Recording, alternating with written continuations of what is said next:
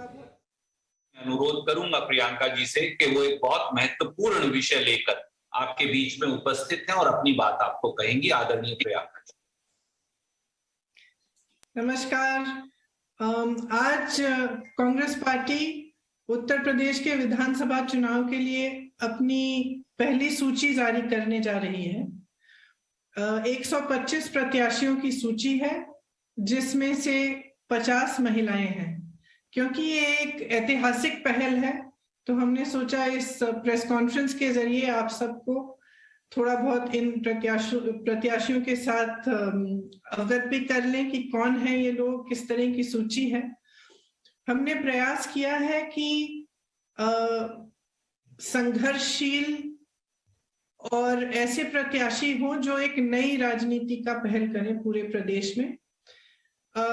इसमें इस सूची में 40% महिलाएं हैं और 40% युवा भी हैं। हमें आशा है कि इनके जरिए हम एक नई उम्मीद और एक नई तरह की राजनीति प्रदेश में उभार पाएंगे। जो महिलाएं हैं उनमें से कुछ पत्रकार हैं, एक अभिनेत्री भी है, कुछ संघर्षशील महिलाएं हैं जिन्होंने कांग्रेस पार्टी में रहते हुए सालों के लिए संघर्ष किया है। हमारी एक आध जिलाध्यक्ष भी हैं जिन्होंने बहुत अच्छा काम किया है। उसके साथ साथ ऐसी महिलाएं हैं जिन्होंने बहुत अत्याचार भी देखा है अपने जीवन में और उसके खिलाफ लड़ा है। कुछ समाज सेविकाएं भी हैं जो अपने विधानसभा से लड़ना चाह रही थी, तो उनको भी हमने समर्थन दिया है और आगे बढ़ा है। मैं इस सूची को, जो 50 महिलाएं हैं, 2 मिनट में मैं उनकी सूची पढ़ के आपको सुनाना भी चाहती हूँ। नंबर 18 नगीना में श्रीमती हेनरीटा राजीव सिंह। नंबर 21 नेहटौर में श्रीमती शशि शर्मा। 99 सिरसागंज में श्रीमती प्रतिमा पाल। एटा 104 में श्रीमती गुंजन मिश्रा। मैनपुरी 107 में श्रीमती विनीता साखिया। करहल 110 में श्रीमती ज्ञानवती देवी। बिसौली 112 में श्रीमती प्रज्ञा यशोधा। बदायूं 115 में श्रीमती रजनी सिंह। बहेरी 118 में श्रीमती संतोष भारती। बरेली कैंट में 125 में श्रीमती सुप्रिया एरन। जलालाबाद 132 में श्रीमती गुरमीत कौर। पोवाया 134 में श्रीमती अनुज कुमारी। शाहजहांपुर 135 में श्रीमती पूनम पांडे। मोहम्मदी 144 में श्रीमती रितु सिंह। सीतापुर 146 में श्रीमती शमीना शफीक। बांगरपाऊ 162 में श्रीमती आरती बाजपेयी। मोहन 164 में श्रीमती मधु रावत। उन्नाव 165 में श्रीमती आशा सिंह। लखनऊ सेंट्रल 174 में श्रीमती सदफ जफर। मोहनलालगंज 176 में श्रीमती ममता चौधरी। कादीपुर 191 में श्रीमती निखिलेश सरोज। फरुखाबाद 194 में श्रीमती लुइस खुर्शीद। औरैया 204 में श्रीमती सरिता दोहरे। बिल्हौर 209 में श्रीमती उषा रानी कोरी। कालपी 220 में श्रीमती उमाकांति। ओरई 221 में श्रीमती उर्मिला सोनकर खाबरी। मानिकपुर 237 में श्रीमती रंजना बरातीलाल पांडे। रामपुर खास 244 में श्रीमती आराधना मिश्रा मोना जी। बाबागंज 245 में श्रीमती बीना रानी। फाफामऊ 254 में श्रीमती दुर्गेश पांडे। इलाहाबाद साउथ 263 में श्रीमती अल्पना निषाद। 264 में श्रीमती मंजू संत।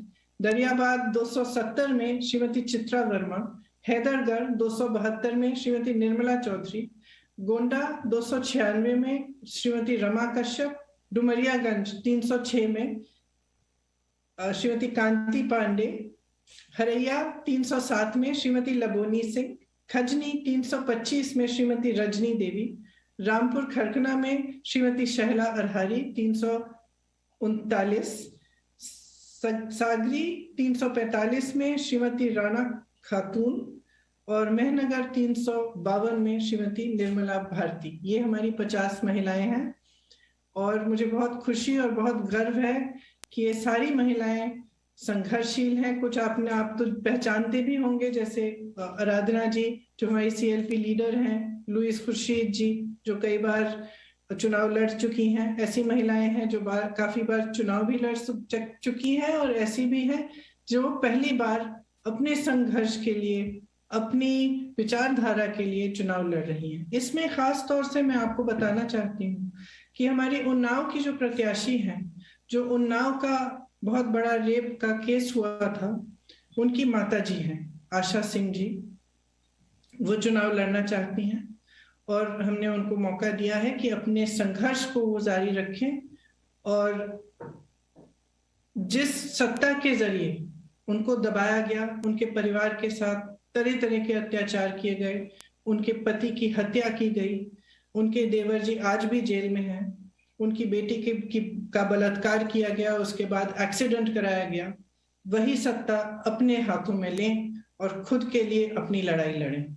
इसी तरह से सोनभद्र में जो आदिवासियों के साथ हुआ था, एक नरसिंहार आपको याद होगा कि हुआ था, जिसमें 13 आदिवासियों की मौत हुई थी। उस समय एक लड़का, आदिवासी लड़का था रामराज गोंड, जिन्होंने उनकी आवाज उठाई, उनके लिए संघर्ष किया। आज रामराज गोंड हमारे जिला अध्यक्ष हैं, पिछले 2 सालों से हमारे जिला अध्यक्ष रहे हैं। उन्होंने राजनीति करनी शुरू की और आज वह सोनभद्र में उम्भा से वह खड़े होंगे और इस संघर्ष को जारी रखेंगे। इसी तरह से आपको मालूम होगा कि आशा बहनों ने कोविड के समय कितनी बड़ी इस देश की सेवा की, कि अपने जीवन को ध्यान में न रखते हुए घर घर गई, सेवा की, जिसको कोरोना था दवाइयां पहुंचाई, और उनका मानदेय कभी बढ़ाया नहीं गया। उस मानदेय को बढ़ाने के लिए एक संघर्ष किया गया था। इसमें पूनम पांडे जी आशा बहू हैं, वह उन्होंने संघर्ष को मजबूती से उठाया। हाल ही में आपने देखा होगा एक वीडियो में उनको खूब पीटा गया, पुलिस ने उनको पकड़ा, प्रशासन ने उनको मारा पीटा, बस में घसीट के ले गए, उनके ऊपर बैठ के उनका गला दबाया कि तुमने हिम्मत कैसे की ये सवाल उठाने के लिए। Presenting B News app, available on Google Play and App Store. Download it now.